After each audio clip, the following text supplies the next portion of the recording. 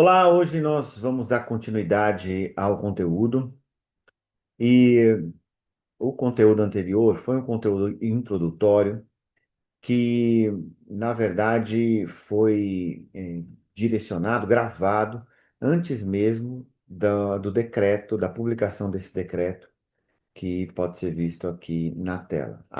O interesse de mostrar aquele conteúdo foi contextualizar, né, de modo que nós pudéssemos ter uma noção de como as coisas se desenrolaram, ou pelo menos para que a gente possa fazer um raciocínio individual sobre esse contexto, no sentido de que possamos fazer alguma ideia da forma que a gente pode reagir a respeito disso.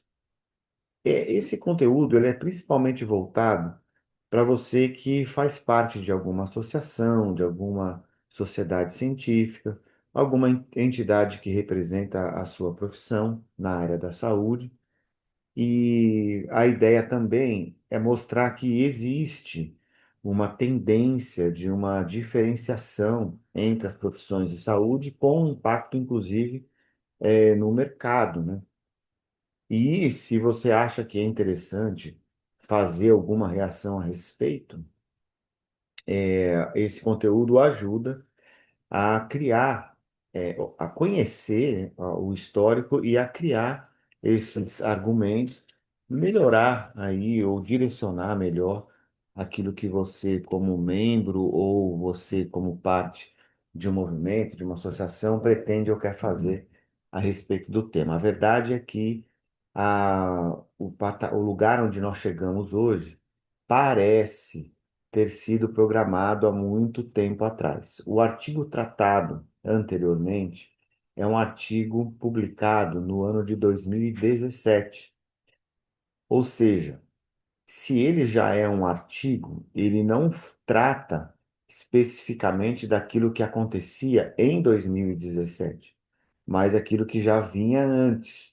Então, historicamente, nós temos uma tendência, ou seja, parece que já havia uma programação que se concluiria nesse decreto que você vê na tela. Então, qual que era o contexto de 2017? O contexto de 2017 do artigo, ele é um contexto que denuncia uma ação de anos antes de precarização do ensino, incluindo percentuais de ensino à distância na área da saúde. Naquele momento, o percentual era de 20%. 20% da carga horária total, e aqui eu vou focar só na área da saúde, né? Então, 20% da carga total de um curso de graduação poderia ser à distância. E aquele artigo denuncia justamente isso. Em um curso de graduação de 5 anos, 20% representa um ano inteiro. Então, ali a ideia era falar do prejuízo que um ano inteiro, ou 20% da carga horária online, já era muito presencial, muito prejudicial à formação acadêmica pelo menos, de profissionais da área da saúde. Significava, por exemplo, que a pessoa, sim, poderia ficar um ano em casa estudando à distância, ou ela poderia estudar de segunda a quinta e na sexta-feira ter aula à distância. Isso aconteceu muito, né? O artigo também levanta algumas questões referentes às técnicas de ensino. Então, se o ensino à distância é uma forma, uma metodologia que melhora, que aprimora, que potencializa o ensino, ou seja, melhora o aprendizado, ou enfim, quais são os benefícios técnicos de se usar isso, né? Porque parece para a maioria, que isso meramente diminui os custos eh, da, da instituição e o interesse é só esse e nenhum outro. Um dos autores desse artigo vai vir hoje aqui para a gente conversar. É o Kleber. Ontem eu passei também uma entrevista que é do Marcelo Reina, companheiro da mesma publicação. Kleber e Marcelo Reina escreveram aquele artigo juntamente com a Jaqueline Guerra, os três. E eu conversei com o Marcelo Reina sobre esse artigo em 2024. Foi um podcast, eu coloquei aqui para vocês. E hoje a gente deve receber o Kleber, que também vai falar do mesmo tema. Bom, lembrando mais uma vez que a ideia desse evento nosso aqui é ter esse material posteriormente para que ele possa ajudar associações, eh, sociedades científicas e outras entidades que ainda tenham um interesse em mudar esse contexto. E uma outra coisa importante que também aconteceu e permanece acontecendo é que existem alguns cursos de graduação na área da saúde que sempre são protegidos do ensino à distância. E não há uma explicação clara do porquê isso acontece. Provavelmente isso acontece por causa da reação das próprias profissões, das entidades dessas profissões, que de uma forma mais contundente, de uma forma mais fortemente reagem contra o ensino à distância e mantêm a moral e ética na formação, né, na sua profissão. É o caso da medicina, por exemplo. Então, aqui eu não quero colocar a medicina ou a área médica como se fossem vilões. Pelo contrário, eu acho que eles são um exemplo a ser seguido nessa questão de defender o seu curso de graduação e a qualidade do seu curso de graduação. Mesmo que vocês vejam que a qualidade no ensino médio caiu muito, né, e que hoje é muito ruim, você acredita mesmo que o ensino à distância em fisioterapia, em nutrição e fonoaudiologia melhoram, né, a formação? Se é ruim a formação em medicina sendo presencial no Brasil, você acredita que como é então a formação em terapia ocupacional? Como é então a formação em assistência social? Você acha que está melhor, né? É porque é, de todas essas aí, além de já serem ruins naturalmente, ficarão piores depois do ensino à distância. A medicina permanece protegida disso, além agora da enfermagem, da odontologia e da psicologia. Isso provavelmente vai criar até mesmo uma lógica e uma regra de mercado ou uma regra salarial, acredito eu, né? Como, por exemplo, eu acredito que em concursos públicos no futuro, essas áreas vão ser colocadas em um patamar diferente, em um patamar salarial diferente das outras áreas que vão poder. São como se fossem áreas secundárias, né? Você pode ter até 70% de ensino à distância, com tecnologia remota. Eu vou mostrar aqui já no eh, decreto. Então, vamos estudar o decreto, né? Esse decreto que está aí na tela foi publicado em 2025, em maio de 2025.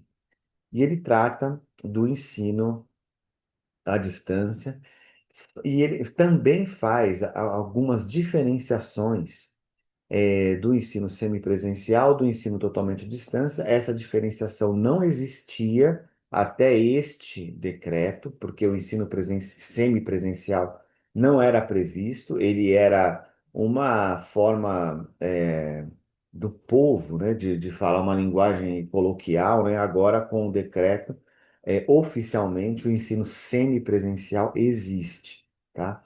Então, aqui, esse decreto traz essas definições: o que que é curso presencial, o que que é semipresencial e o que que é totalmente à distância.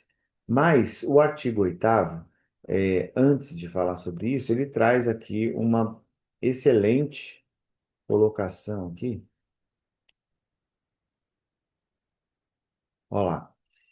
Antes de chegar no 8º, vamos no 4º, tá? Então, os cursos de graduação, eles ficam organizados em três formas. São as três formas que eu falei agora aqui, né? Então, um curso de graduação, ele pode ser um curso presencial, pode ser semipresencial, ou pode ser um curso à distância. Então, nós vamos entender as diferenças disso aqui já já. Mas antes, como eu disse, eu preciso chegar lá naquele artigo 8º, né? Antes, preciso chegar no artigo 8º. Então, olha só. O que é que diz o artigo 8º? Como o sétimo, né, está falando que os cursos de graduação podem ser oferecidos na forma semipresencial e à distância, e só são três formas, semipresencial, à distância e presencial, né, só são essas três, há no artigo 8º uma ressalva. Ele diz assim: a oferta de cursos de graduação em Direito, Medicina, Enfermagem, Odontologia e Psicologia será exclusivamente no formato presencial. Então, veja que não há uma diferenciação para a área da saúde, há uma diferenciação para estes cursos exclusivamente. Incluiu, por um acaso, 4 dos 5 cursos são da área da saúde, mas direito também está aí. Então, das três modalidades possíveis, presencial, semipresencial e à distância, nós temos 5 cursos de graduação que só podem ser oferecidos na terceira opção, que é o formato presencial. Então, aqui está a oferta de graduação em Direito, Medicina, Enfermagem, Odontologia e Psicologia serão exclusivamente no formato presencial. Essas não podem ser semipresenciais nem à distância, tá? Agora tem uma segunda ressalva. Além do presencial, nós temos o semipresencial e o propriamente à distância, totalmente à distância. E agora a gente tem aqui, ó, a oferta de curso de graduação à distância vai vedada, né, a oferta para a área da saúde. Ah, então peraí. Pode ou não pode? É só medicina, enfermagem, odontologia, psicologia ou são todas? Vamos lá. São três formas de, três metodologias de ensino: presencial, semipresencial e à distância. À distância, nenhum curso da saúde pode ser. Então, os cursos da saúde não podem ser à distância. Aí fica sobrando o semipresencial e o presencial. Entre esses dois, medicina, enfermagem, odontologia e psicologia só podem ser no presencial. Então, isso significa que todas as outras áreas da saúde podem ser o semipresencial. Vamos olhar aqui, ó, o que que significa isso. Logo nas outras sessões, nós temos as definições do que é um curso presencial, do que é um curso semipresencial e o que é um curso à distância. Os cursos da área da saúde não podem ser cursos à distância. Então, o que seria um curso à distância?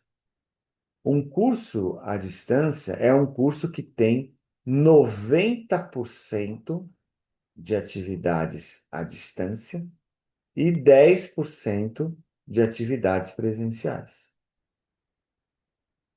Ok?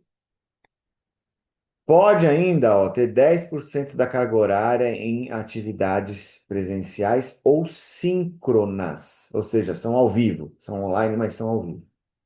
Então, quando a gente está falando desse percentual, 10% presencial e o resto online, nós estamos falando do que agora se chama de graduação à distância. Nenhuma área da saúde, nenhuma graduação na área da saúde pode ser à distância. Qual é a diferença, então, entre semipresencial e presencial? Os cursos da área da saúde, com exceção de medicina, odonto, enfermagem e psicologia, todos eles podem ser semipresenciais. Agora, vê se você concorda com isso. O que que é a graduação semipresencial? A graduação semipresencial precisa ter pelo menos 30% de atividades presenciais. Então, vamos lá. Para ser semipresencial, tem que ter 30% presencial. Significa que 70% pode ser online. Então, este formato, 30% presencial e 70% online, é um formato bom, suficiente para formar um fisioterapeuta, para formar um terapeuta ocupacional, para formar um fonoaudiólogo, para formar um nutricionista. Você acredita nisso? Ainda precisa ter, ou pode ter, 20% em atividades síncronas mediadas, presenciais ou síncronas mediadas. Então, vamos lá, você tem 30% presencial, 20% que pode ser online ao vivo, e a metade do curso, 50%, totalmente online com aulas gravadas. Então, esse é o modelo permitido a partir de 2025 para graduação, formação de um profissional da saúde. Quem fica protegido disso? Quem precisa ser presencial apenas? Quem precisa ser só presencial? Medicina, enfermagem, odontologia, psicologia. Direito também. Direito não era da saúde, mas também tem essa proteção, só pode ser presencial. Aí a pergunta que fica é: por que essa diferença? Por que que o enfermeiro precisa se formar presencialmente e o fisioterapeuta não? Ele pode ter 50% de aulas gravadas, 20% de aulas ao vivo, mas ainda remotas, e apenas 30% presenciais. Será que a pessoa vai chegar no estágio curricular? Será que ele vai chegar na prática clínica supervisionada, melhor dizendo, preparado, totalmente preparado online? Porque isso vai poder acontecer, ó. 50% aulas gravadas, 20% de aulas ao vivo, mas ainda online, e ele já cai na prática clínica supervisionada ou no estágio, porque esses 30% que estão aqui, na verdade, é o estágio supervisionado, certo? Essas são, no caso da fisioterapia, aquelas quase, na verdade são 20%, né? Mas ele teria ainda aqui 10% de algum treinamento prático mesmo para chegar na hora do estágio da prática clínica supervisionada ou estágio acadêmico. Então, essa é a situação desse decreto. É a situação que isso aqui com certeza favorece muito, né, os cursos, as instituições. Ele é um projeto assinado em maio, se eu não me engano, desde maio do ano passado, 19 de maio de 2025, né? E que diminui muito os custos operacionais, né, das instituições privadas e, com absoluta certeza, diminui a qualidade. Agora, eu gostaria, se possível, ouvir de vocês quais são as opiniões de vocês, né? Se vocês têm alguma dúvida desse histórico de ontem e de hoje, que nós colocamos aqui, e eu devo mostrar uma reação, uma tentativa de reação aqui de uma associação internacional. Vou mostrar aqui uma carta, que pode servir de modelo, né, para vocês. Essa carta não surtiu nenhum efeito até agora, foi direcionada ao Conselho Nacional de Educação e também ao MEC. não teve nenhuma resposta. Na verdade, houve uma resposta muito vazia, né, do governo, no caso, do Ministério e do Conselho Nacional de Educação. Portanto, não surtiu efeito. Mas, de qualquer forma, o conteúdo pode ser utilizado em outras vertentes, em outros momentos, para aqueles que desejam, lutar contra isso. Aparece primeiro na minha tela aqui a Elisângela Brandão. Elisângela, não sei se você acompanhou a gravação de ontem, nós tivemos um programa, mas mandamos depois, e associando a apresentação do decreto agora, eu queria, em primeiro lugar, ouvir aí as suas opiniões, né, a respeito desse tema e também entender o que te despertou a vontade de estar aqui conosco. Seja bem-vindo. Olá, tudo bem? Bom dia, né? Quem está participando. Na verdade, eu sou fonoaudióloga, né? E, e eu sou coordenadora de um curso de fonoaudiologia que começou aqui em Itabira no ano passado, né? O curso lá ele é presencial. Então, assim, o que me despertou foi, na verdade, entender melhor como que ficou essa lei, né? Essa lei do semipresencial. E é uma faculdade que ela tem praticamente todos os cursos da saúde, menos a odonto, que ainda não tem. Mas tem medicina, tem enfermagem, tem físio, tem terapia ocupacional, tem fono. Na verdade, eu queria até entender mais essa questão do semipresencial. E assim, eu fiquei até chocada, né? Porque você não consegue desenvolver pensamento crítico com a aula síncrona e nem com a aula gravada, né? E mesmo com as aulas presenciais lá, é um curso noturno, com aulas presenciais, você vê assim a imaturidade dos alunos, né? E aí, na verdade, eu tô até meio chocada, que eu não sabia. Eu pensei que era 50%. Eu não sabia que era 30% presencial. 30% realmente é o estágio que o da fonoaudiologia, se eu não me engano, acho que são com o DCN novo, né, que tá para aprovar, se eu não me engano, vai para 25%. Sim. Então, assim, o que diz o decreto sobre o semipresencial é assim, não existia semipresencial oficialmente, existe agora, tá? Então, o que diz o decreto é que 50% do curso pode ser totalmente online, com aulas gravadas. E aí você tem várias plataformas, né? Plataforma Moodle e outras, onde as atividades,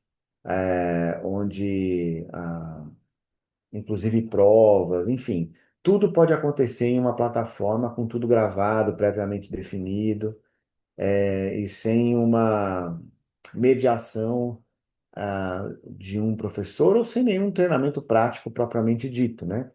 Como se, por exemplo, eu imagino que em fonoaudiologia você tem aula no início de anatomia, de fisiologia e de outras coisas. Eu, quando estava na faculdade, em uma disciplina de fisiologia, por exemplo, eu precisei cuidar de alguns ratos em casa, para depois abrir os ratos e entender o que havia acontecido com eles, ao mesmo tempo em que nós tínhamos a matéria, né, teórica, então aquilo era teórico e prático, o que não é necessário mais. Imagina você ter a formação inteira de anatomia, de fisiologia e de outras disciplinas básicas totalmente à distância com aulas gravadas. E isso é 50%. Dos outros 50%, a gente vai entrar em 20% de aulas ainda online, só que ao vivo, tá certo? Então, existe a permissão que essas aulas ainda sejam online, desde que sejam ao vivo. Acontece que para a formação na saúde, né, pelo menos na área de fisioterapia, você precisa de muito treinamento de recursos manuais. Você não vai aprender essas coisas à distância. E depois sobram os 30%. Esses 30% que sobram, você vai ter o estágio supervisionado, né? Se ainda com a formação presencial no curso inteiro, muitas pessoas, muitos alunos chegam inseguros nesse momento, né, do estágio curricular, imagina se ele fizer tudo à distância, com aulas gravadas, etc. Então, é isso aí que a legislação permite. Isso facilita bastante financeiramente, a vida da instituição, né? Barateia, ela pode ter mais alunos, etc. Ma- Mas isso, assim, para o paciente, né, desses profissionais, isso aí é péssimo, né? Porque como é que você estaria na mão, literalmente nas mãos de um profissional formado nesse modelo? Mas é isso que a legislação permite, sim. Então Eu, você, como e a, coordenador, pode falar. não, eu falo assim que a questão que, pelo menos aqui na minha cidade tem uma dessas que oferece aí o semipresencial, né? Tem uma, não, tem duas. E eles não têm nem clínica, escola. Aí eu tô pensando como que será o estágio desse pessoal, que eles funcionam inclusive numa escola que funciona durante o dia, né? Aí à noite eles usam a escola para poder fazer a faculdade. No semipresencial não tem clínica. A faculdade que eu trabalho, ela é comunitária, né? Ela é uma fundação sem fins lucrativos, então tem clínica, tem toda a estrutura. E essas não tem. E eu vejo muitas pessoas procurando por questão de valor mesmo. Aí eu como usuária, eu fico preocupada também do serviço, não só como profissional. Então, eu acho que principalmente como paciente, né? Eu acho que isso é muito sério. E tem um outro problema para a própria profissão. Por que que essas profissões foram colocadas, assim, esse tipo de formação foi permitido, né? Prova- Provavelmente é porque já se entende que essas áreas não são assim tão importantes. Então, eu acho que isso já tem isso. Mas isso com certeza vai diferenciar mais ainda o mercado, né? Então, aquele profissional que precisa se formar presencialmente é porque ele é de uma profissão respeitável. Ele é de uma profissão onde é necessário que a sociedade tenha cuidado com a formação do enfermeiro, do dentista, do médico, etc., do psicólogo. Mas o fonoaudiólogo, o fisioterapeuta, o terapeuta ocupacional, esses não precisam ter tanto cuidado assim, porque essas áreas não são assim tão importantes. Então, eu creio que existe sim esse pensamento, né? E, e isso vai afundar as profissões, inclusive financeiramente, né? Eu acho que a carreira, né, vai ser uma carreira de, assim, como, você não, dificilmente vai ter uma pessoa que procure por um profissional dessa área com confiança, né? Já sabendo que a formação dele é uma formação precária, porque, enfim, a profissão não vale nada. Rivaldo, você tem alguma coisa para colocar? Não?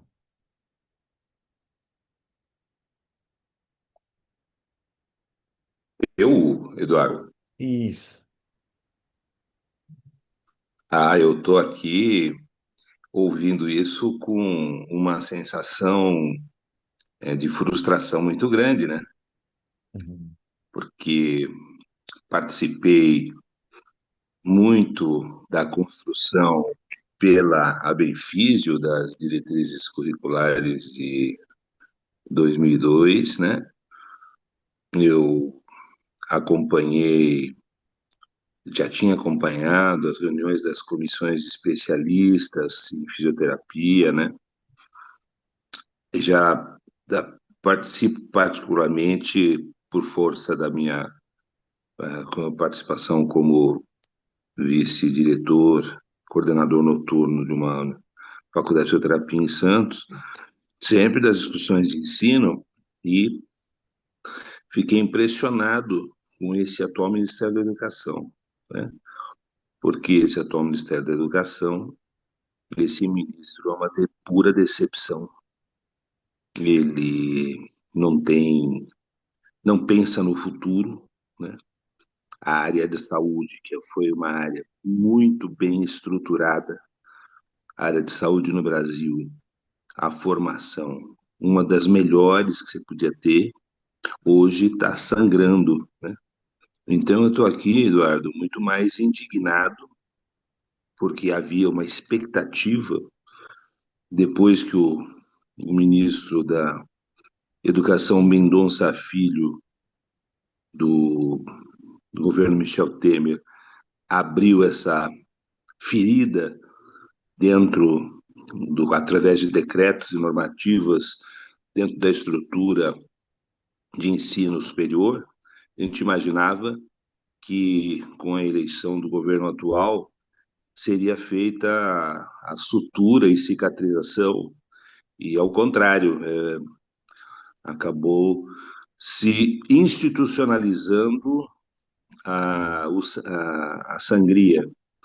Então, eu estou aqui preparando para amanhã um histórico disso tudo, para poder subsidiar na história como é que foi essa evolução do ensino superior no nosso país. Então, eu estou aqui me subsidiando dos debates que tiveram ontem e hoje para conseguir fazer amanhã uma apresentação que possa estar à altura do que é a análise e o que as perspectivas do que nós podemos fazer para os próximos períodos, porque essa luta não pode de forma alguma ser dada como finalizada, como vai murro em ponto de faca, não. Essa questão que esse seminário está se propondo a tocar, ela é essencial e nesse sentido eu me somo a esse esforço e essa indignação da professora que agora falou. E nós precisamos lutar por um país melhor. E um país melhor significa uma formação profissional na saúde digna de todas as conquistas que se conseguiram para a saúde brasileira. É isso aí. Muito bom. Então, eu acredito que nós poderemos, cada um na sua expertise, dentro das suas possibilidades, fazer algo a respeito. Isso que é a ideia desse, evento, vou chamar assim, para que, primeiro, para que a gente tenha algo escrito que possa ajudar aqueles que querem continuar a lutar nisso, e, de repente, um material didático gravado, né? Essa intenção de gravar aqui, para que esse material seja utilizado posteriormente em eventuais movimentos que eu não sei, Rivaldo, se isso aí acabou ou não, né? Mas pelo menos a gente pode manter a chama acesa para uma futura tentativa. Agora, sim, sobre o governo atual, eu entendi, né, o que você disse. É, acontece que, assim, independente de governos, me parece que isso já vem, já é uma programação, né? Como eu disse antes. Essa carta que está aqui na tela é a carta da Associação Internacional da CIF, que você, inclusive, é membro fundador também, certo? Mas aqui já é de 2024, ó, novembro de 2024. Isso aqui foi uma carta enviada ao MEC e ao Conselho Nacional de Educação, né? E tem um pequeno histórico aqui, talvez isso aqui tenha alguma serventia para o material que você vai produzir, não só para amanhã, né, mas provavelmente mais para frente, tá? Aqui, a indignação já era em relação aos 20%, tá vendo? E veja que nós chegamos agora nos 70%. Então, aqui a indignação era a respeito dos 20%. E também. O que causou estranheza é que o Conselho Nacional de Saúde e de Educação, na época, eles também não reagiram à altura disso, porque não houve nenhuma manifestação contra os 20%. Se você resgatar as resoluções, mesmo do Conselho Nacional de Saúde, existem manifestações contra o ensino à distância, que era uma modalidade que se referia a 100% à distância. Sobre isso, sempre nós tivemos reações, tanto do Conselho Nacional de Educação, como de entidades representativas das profissões e associações também das profissões, contra o ensino à distância.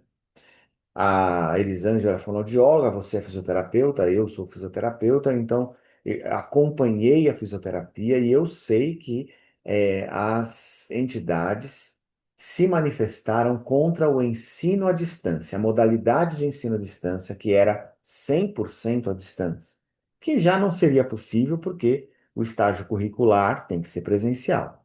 Mas sim, houve uma reação a respeito disso, mas nunca, não tem nenhum documento, nenhuma resolução, mesmo do Conselho Nacional de Saúde, que reagisse contra os 20%.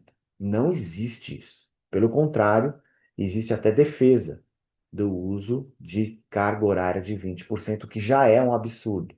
E já não dá para entender porque, desde aquela época, ninguém, nem as associações, nem as entidades representativas da profissão, nem o Conselho Nacional de Saúde, ninguém reagiu contra os 20%, exceto na medicina.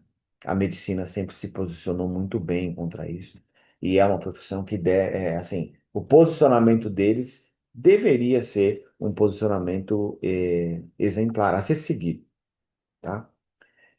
Olha o que está aqui na carta da associação, ó. O que gerou a controvérsia foi o fato de que a minuta, isso aqui é a minuta das diretrizes curriculares, tá? Da fisioterapia especificamente.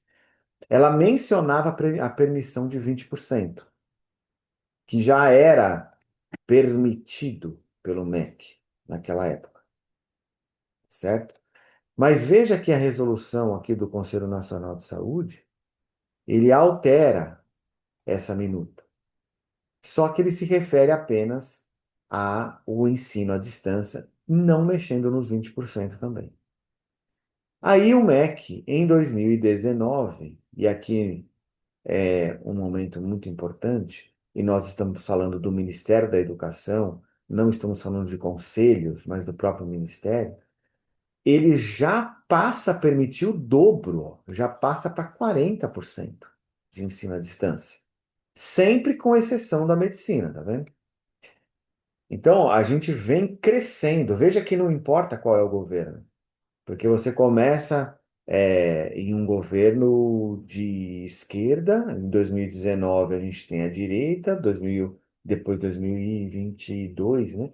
A gente tem a esquerda novamente, mas esse assunto aqui não muda, todo mundo concorda, tá? Então, a direita e a esquerda aqui são as duas asas da mesma cobra. Então a gente tem aqui o MEC, ele já dobrou, passou para 40%, com exceção de medicina.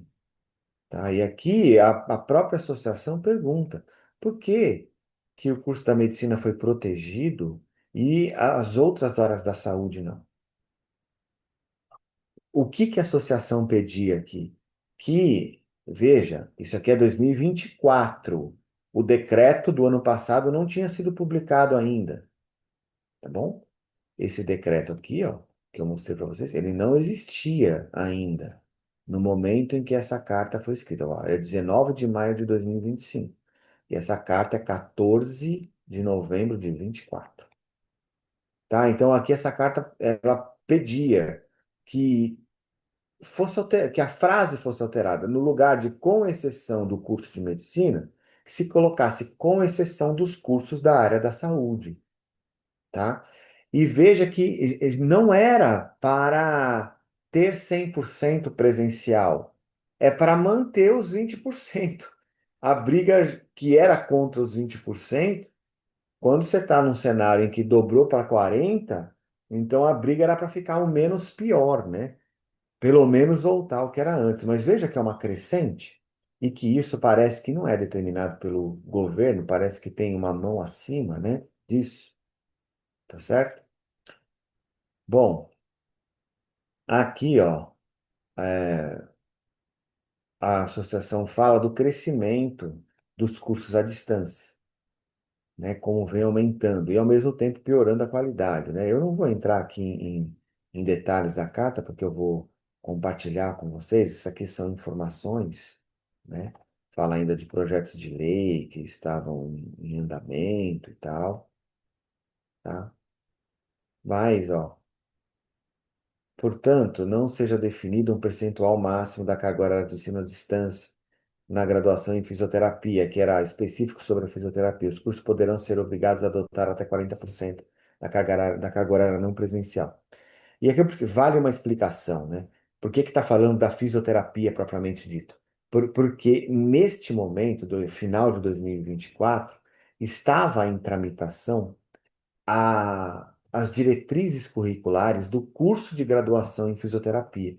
E essa carta, ela não tem a ver diretamente com o EAD no geral, embora mencione alguma coisa a respeito disso, ela tem a ver com essa tramitação das diretrizes da fisioterapia, tá? E veja que, incrivelmente, essas diretrizes eram encabeçadas pela própria Associação da Fisioterapia, que lidera, que direciona a questão do ensino. Então, nós víamos aqui uma clara união dos interesses das instituições privadas e de alguém que possivelmente está acima do governo ou dentro do governo, para garantir, né, que essas empresas mantenham sua lucratividade alta, no sentido de fazer com que os custos de graduação aumentassem cada vez mais os percentuais à distância e assim diminuíssem seus custos. Então, o que que isso nos leva a pensar? Que vamos supor que exista uma pessoa ou um grupo de pessoas com interesse em aumentar ou manter seus lucros com os cursos de graduação em saúde. Como ele não pode entrar em todos, ele tira alguns, né? No caso aqui a medicina e outros que conseguiram reagir. Mas eles permearam o governo, permearam as entidades, as próprias associações, os conselhos profissionais, de modo que as associações e conselhos profissionais abrem o caminho para que o ensino à distância cresça cada vez mais. Então, provavelmente os presidentes dessas associações, os diretores, todos eles estão em conjunto. Trata-se de um conluio de todos eles para fazer com que os interesses comerciais desses empresários prosperem. Basicamente, é isso. Me parece muito fácil de entender. Eu digo isso como assim, eu estou fazendo aqui conjecturas, né? É, o que se desenha parece com isso, tá? Eu só não consigo afirmar categoricamente, mas é óbvio que o contexto, de alguma maneira, ele indica isso para quem para pensar, né? Pelo menos levanta essa hipótese. Para mim é uma hipótese forte, mas é uma hipótese, ainda assim é uma hipótese. Bom, então aqui ainda tem uma minuta alternativa, tá? Uma minuta alternativa, certo? Que vem aqui na sequência, aí, tá? Que o grupo de trabalho que tinha 3 pessoas fez, né? Que vai falar aqui dos percentuais. Eu também posso compartilhar isso aqui com vocês, ok? Muito bem. Agora a gente tem assim um espaço aqui de 10 minutos, porque às 9 horas eu recebo o, o Kleber. Mas mais um tempinho para vocês aí, caso vocês queiram completar com alguma informação ou ainda se tiver alguma ideia nova após eu mostrar esses 2 documentos que eu programei, né? Tanto o decreto quanto a carta da associação.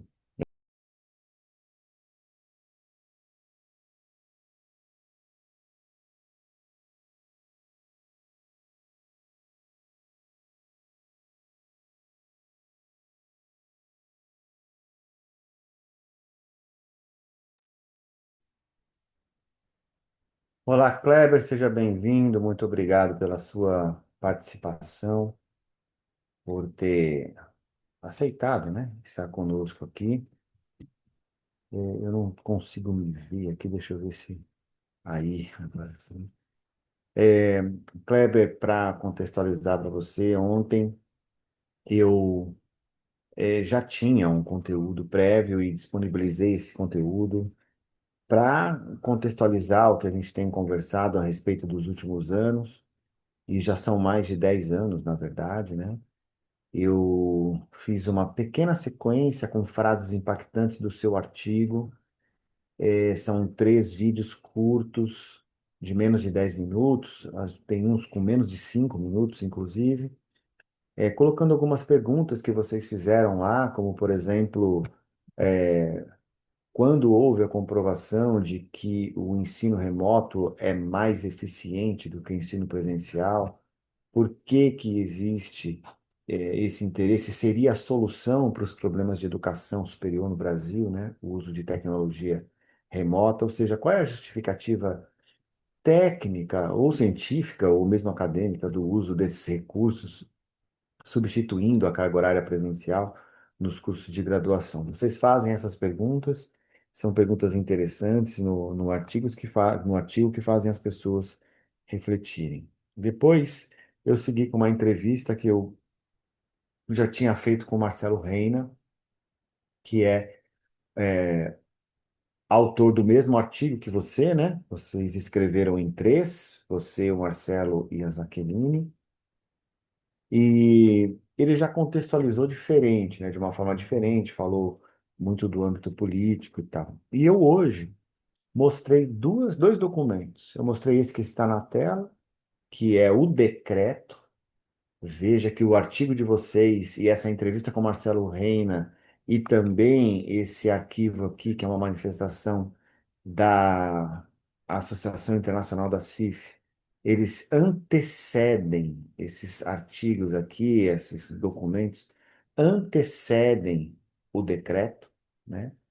E finalmente chegou o decreto que assina, entendo como sendo aí a linha de chegada à distância, né? Esse preparo, entre aspas, à distância para esse momento. Então, que tipo de profissional nós vamos formar? Eu até Posso, eu posso fazer um adendo aí na tua fala, porque ela, sua, eu só estou fazendo aqui uma introdução, você pode fazer, é tudo seu daqui para ela me frente. remete, ela me remete a duas situações, Eduardo. Primeiro, que não me surpreende o meu amigo, quero deixar isso bem claro, doutor Reina, politizar o assunto, né? Mas é importante que se diga que essa estratégia, a partir desse decreto-lei de 2025 que está na tela, ela já era prevista pela gente de alguma maneira quando a gente fez o artigo, né? Obviamente que eu tenho a parceria aqui de dois progressistas natos dentro desse cenário no desenvolvimento desse artigo e para quem for ler isso acaba ficando visível. Todavia, a ideia da construção do artigo nunca foi essa, né? O grande questionamento que a gente tem aí é justamente essa estratégia, né, de tentar manipular e modificar as formações, né? Fazendo com que o profissional, dentro desse contexto, né? O profissional fisioterapeuta ele deixa de ser um profissional humanizado, já que ele vai estar interagindo de alguma maneira com uma máquina, e essa máquina ela tem aulas gravadas.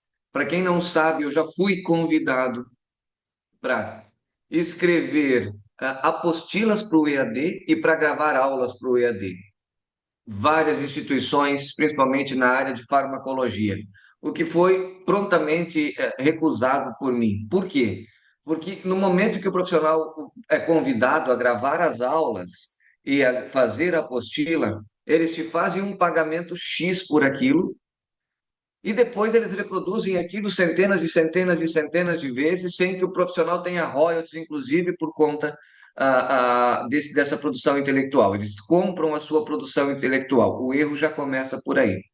Outro detalhe é que tira do acadêmico a condição de ele conseguir tirar dúvida como especialista naquele momento. Ele vai ter o que a seu dispor? Um tutor. E o tutor muitas das vezes é humanamente impossível ele conhecer todos os aspectos da fisioterapia, né? Então, esse é um dos cenários. Então, ele tira a humanização, ele tira o senso crítico do fisioterapeuta, e isso é bem importante.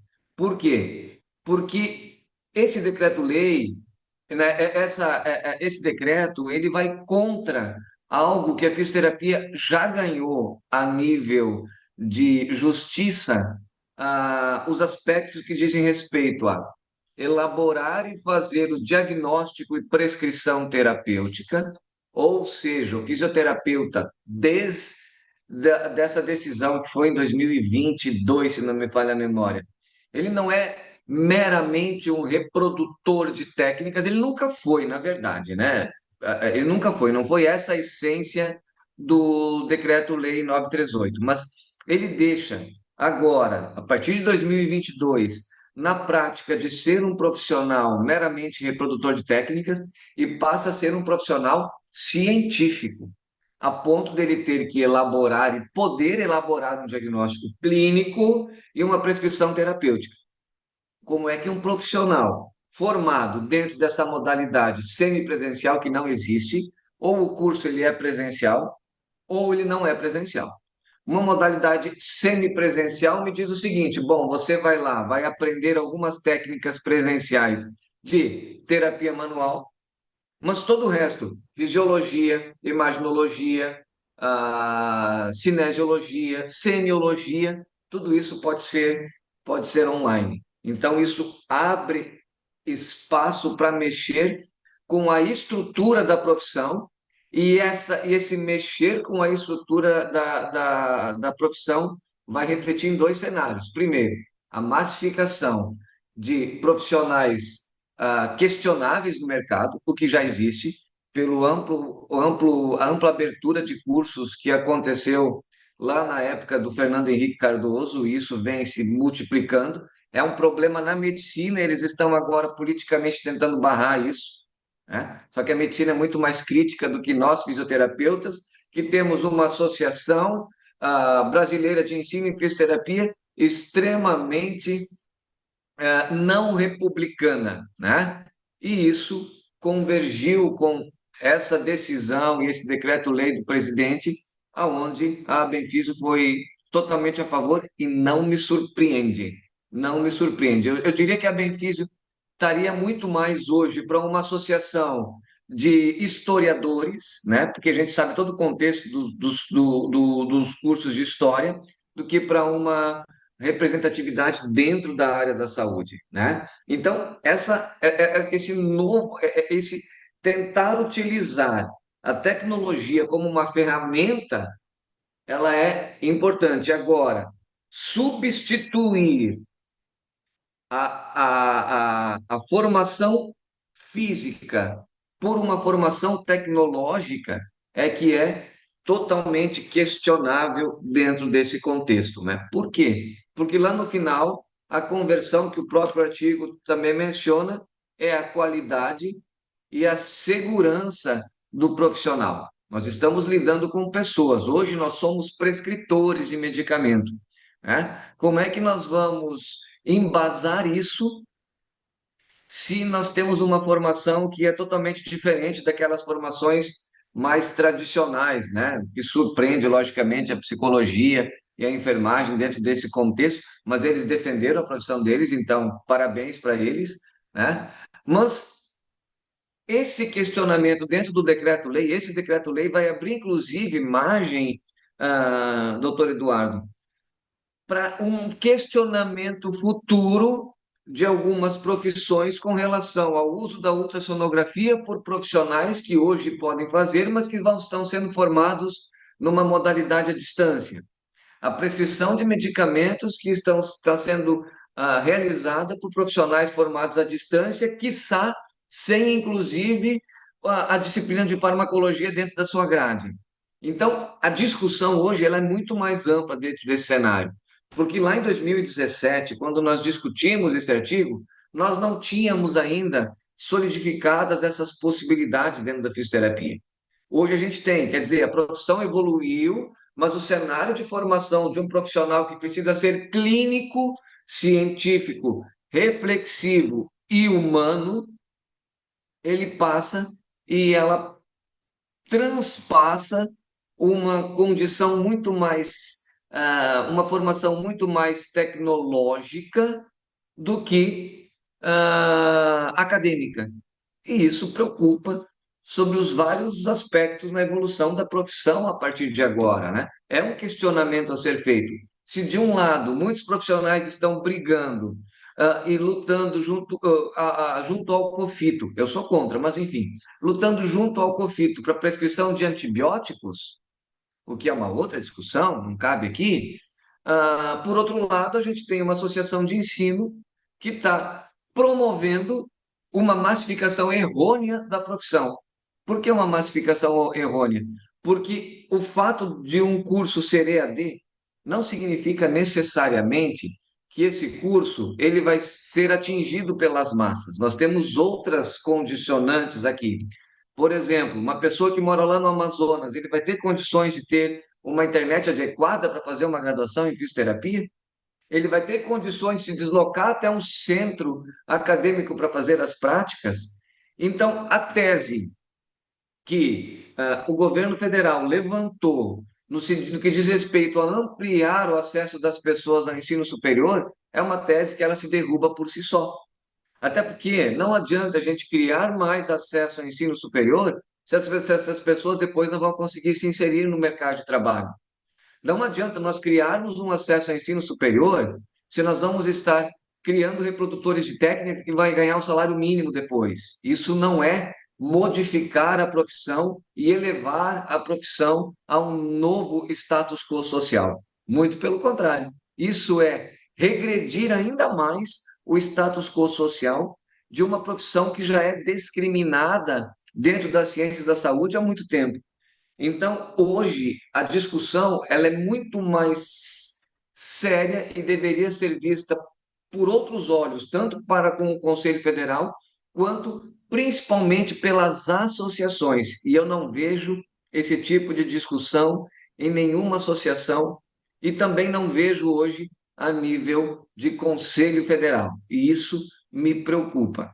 Nós temos um Conselho Federal totalmente atuante hoje em vários aspectos, e isso melhorou muito a condição da fisioterapeuta poder ofertar o seu serviço, mas nós temos essa condição aqui desse decreto-lei de maio do ano passado, que está simplesmente no limbo.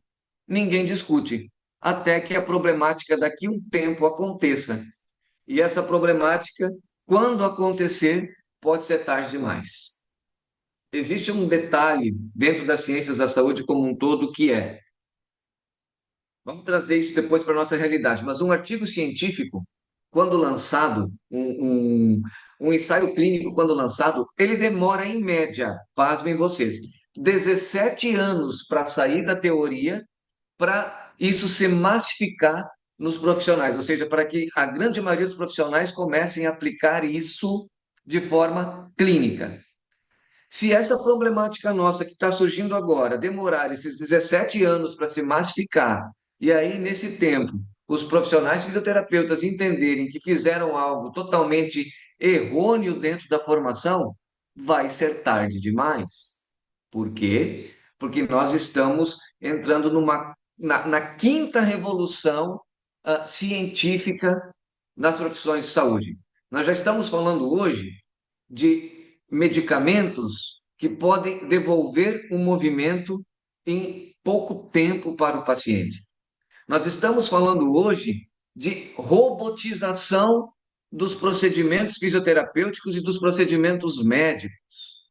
Então, além de toda uma problemática aumentando de maneira muito massiva, profissionais que vão ser mal formados, que não vão ter a sensibilidade clínica e científica e principalmente não vão ter tido, se formaram sem a proximidade profissional, acadêmico, docente e paciente, nós vamos ainda, além de tudo isso, ter que disputar espaço com as máquinas.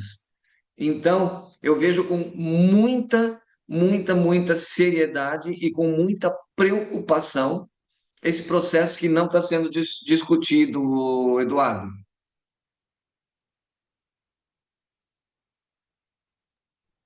Bom, Kleber, essa daí é só uma E- introdução, muito bem. Eu estava dizendo, tentando esclarecer o passo a passo, a forma que eu vejo isso, concordo com as coisas que você falou, especialmente em relação às entidades. Mais uma vez, são hipóteses, né? Nós não conseguimos afirmar muitas coisas, mas os fatos nos mostram, nos levam a pensar isso que você disse. Lembrando que a Elisângela, que está aqui presente, ela é diretora de um curso de graduação em fonoaudiologia, tá? E que a nossa ideia é falar para todas as profissões da saúde. Eu sei que você é fisioterapeuta também, mas que também já está fazendo a graduação em outra área, não é? Não sei se você já terminou ou estava a terminar. Mas, de qualquer modo, eu tenho certeza que você vê que o caminho que algumas profissões da saúde tomaram, né, incluindo a fisioterapia, e eu acho que a fonoaudiologia, a terapia ocupacional também, é um caminho para o abismo, né? E isso está sendo ah, financiado, né, pelas próprias entidades representativas da profissão, das Eu profissões. até não sabia que teríamos uma co-irmã, porque a fonoaudiologia, ela é co-irmã à fisioterapia, em vários aspectos, né? Quando a gente pensa, por exemplo, em tratamento, em prescrição de tratamento, existem algumas técnicas da fisioterapia, que é a odontologia, inclusive a fonoaudiologia, inclusive, sabiamente e tecnicamente utiliza de uma maneira bem consistente no que diz respeito ao tratamento fim deles. E sim, caminham exatamente para o abismo, estão abrindo espaço para ou para sermos substituídos por essas profissões que são hoje 100% presenciais e que podem, inclusive, requerer determinadas possibilidades terapêuticas, justificando a sua formação mais clínica e mais científica, ou então abre espaço para o surgimento de uma nova profissão dentro desse cenário, o que eu já venho alertando isso dentro da fisioterapia há muito tempo, né? Eu acho que a profissão ela está abrindo um espaço desnecessário dentro desse contexto. E eu não tenho dúvida que a fonoaudiologia está dentro desse mesmo diapasão nosso. Sim, pois é. Agora, depois da regulamentação da acupuntura, a próxima tentativa, com muito mais chance, é da quiropraxia, né?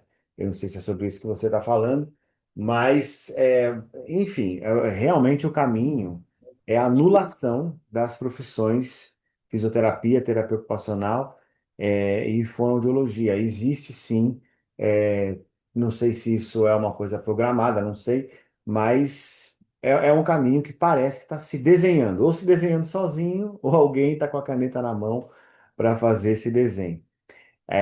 Ocorre que, independente disso, o EAD contribui para que isso aconteça.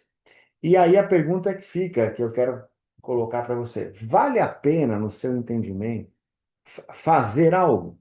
Você acha que vale a pena, de tanto tempo, você escreveu esse artigo há quase 10 anos atrás, e como eu disse no início, você ainda não estava presente, quando você escreve alguma coisa, você escreve porque você já tem a bagagem para escrever. E você, para escrever algo daquela magnitude, você não vai adquirir uma bagagem em um mês, 2 ou 3 meses. Ou seja, vocês já estavam vendo aquilo que vocês publicaram em 2017, vocês já estavam vendo há alguns anos antes. Quer dizer que isso já é bem antigo, né? E que essa agenda já, provavelmente já estava feita e nós apenas fomos relatando. Você acha que existe alguma coisa que pode ser feita? E se existe, o que é? Porque se não dá para contar com as entidades representativas das profissões, então nós vamos contar com quem? E se não tem uma organização, qual é o primeiro passo? Nós vamos. Eu dei o exemplo aqui dessa carta, aqui, ó. Foi uma carta que a associação da CIF fez, tá certo? Aqui está falando sobre fisioterapia por causa das diretrizes curriculares, né? Acontece que é um negócio que, claro, serve para todas as profissões de saúde que têm ensino à distância, tá? Mas olha a resposta. Eu vou mostrar para você aqui o que o MEC diz. Eu vou fazer questão de ler isso. É a resposta do MEC. Eles responderam para a associação. Nós não tornamos essa resposta pública, mas eu acredito que aqui, nesse nosso evento aqui, a gente pode. A Elisângela que está aí, provavelmente ela vai ficar, né, entre a cruz e a espada em breve, né? Provavelmente a universidade, por enquanto o curso é presencial lá, né? Mas eles vão, com a abertura do MEC, eles vão querer, né, provavelmente fazer essa substituição. Então, olha só,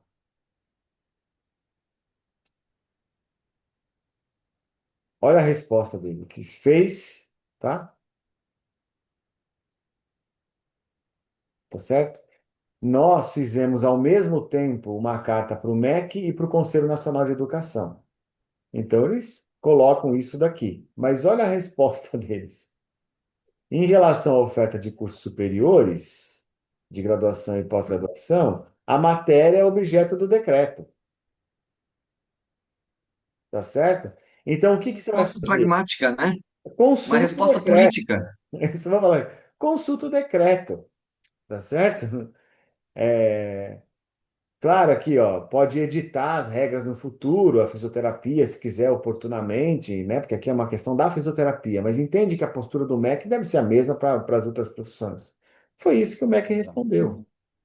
Tá, então, eles não estão a fim de conversa a respeito, já está feito, isso é muito mais parecido com uma ditadura do que com uma democracia. Eles dizem, eu vou fazer isso, é desse jeito, e você, se você é uma associação, isso aqui é um total desrespeito à associação, entende? E a postura, isso aqui é uma afronta contra a democracia responder dessa maneira.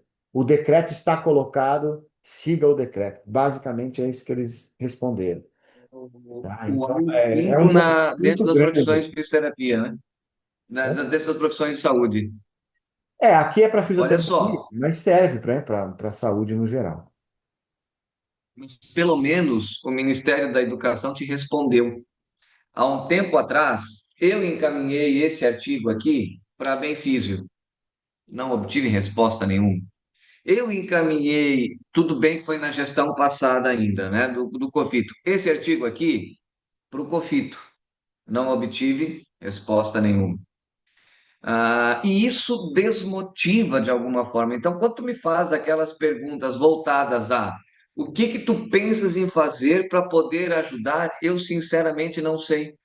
Eu acho que o caminho, sim, ele deve ser político dentro desse cenário, né? E aí tem um grande gap dentro desse contexto, porque nós não temos profissionais suficientemente ativos dentro desse cenário político, ou seja, a fonoaudiologia, e as demais profissões que foram de alguma maneira prejudicadas por esse decreto, a gente não tem representatividade no Congresso Nacional para tentar levantar esse questionamento e tentar, de alguma maneira, movimentar esse cenário. E isso é muito perigoso. Nós temos hoje uma profissional da fisioterapia, que eu, se não me engano, uma ou duas, dois no máximo, que são deputados federais, mas eles são totalmente pró progressismo, e isso já nos remete a estarem a favor da massificação do estudo, né, dentro desse cenário, dentro dessa a justificativa deles. Então, sinceramente, Eduardo, eu não vejo, eu não vejo ah, com bons olhos mudança dentro desse contexto. Eu acho que o que vai acontecer é o que está acontecendo hoje já, de muitas instituições buscarem supervisores de estágio em clínicas para que eles possam receber esses profissionais que estão vindo do semipresencial, porque ele já existia muito antes do semipresencial, entre aspas, né? E a remuneração é muito abaixo daquilo que o profissional entende como justo, eles estão recusando serem preceptores desses acadêmicos. Então, o que eu vejo é que o mercado ele vai se regular muito por conta desse cenário. Mas aí a gente abre um outro problema, que vão ser o quê? Os pseudos profissionais fisioterapeutas que por questões relacionadas ao currículo de formação de estágio, ao currículo complementar de estágio, não conseguirem fazer o estágio, mas de alguma maneira entrarem no mercado de trabalho pela porta dos fundos, tendo uma competição com um profissional que esteja regular. Existe essa possibilidade. O mesmo aconteceria se fizéssemos um filtro, como a prova da OAB, por exemplo. Eu não sei até que ponto isso seria eficiente para tentar, pelo menos, minimizar o impacto negativo desses profissionais que estão no mercado, porque de alguma maneira eles vão acabar passando, ou fazendo cursinho, enfim, e acabam passando nesse exame Claro que ele é um filtro primário bem importante que poderia ser feito, mas a gente não vê nenhum tipo de movimento dentro desse cenário. Mas o que mais me deixa preocupado não é a minha inércia, né? Enquanto eu, o único profissional, um dos autores do artigo e etc. Mas a inércia da Associação Brasileira de Ensino em Fisioterapia. Eu falo aqui da fisioterapia por conhecer o cenário, né? Embora sim eu seja acadêmico de outra profissão, e eu fui buscar isso justamente com essa preocupação. Então, se a quem interessa essa discussão, se a quem teria poder, talvez, de chegar até o Ministério da Educação para abrir essa discussão, ela se encontra inerte, e aí eu não sei se por interesse ou por qualquer outra condição, quem somos nós para conseguir alguma coisa diferente? A única associação que abre espaço para isso é a associação que é presidida pela CIF. É a única entidade hoje, né, que eu vejo extremamente preocupado, né, preocupados com essa situação. Fora isso, eu não vejo movimento nenhum, Eduardo. Então, assim, as tuas perguntas eu não saberia responder nesse momento, porque eu estou, além de perplexo com tudo que está acontecendo na área da saúde dentro desse contexto, eu estou me sentindo amordaçado, principalmente quando eu vejo uma resposta igual à sua. Reitero, você recebeu resposta. Eu, enquanto autor, um dos autores do artigo, não recebi nenhuma resposta. Se nós pararmos para analisar alguns autores desse artigo, por serem, de alguma maneira, terem um alinhamento político, também estão em silêncio nesse momento. Então, isso reflete muito as condições de trazer um cenário de divisão para que todo mundo consiga tentar gritar sem ser ouvido, né? E isso torna a discussão e a possibilidade de resolução muito mais difícil.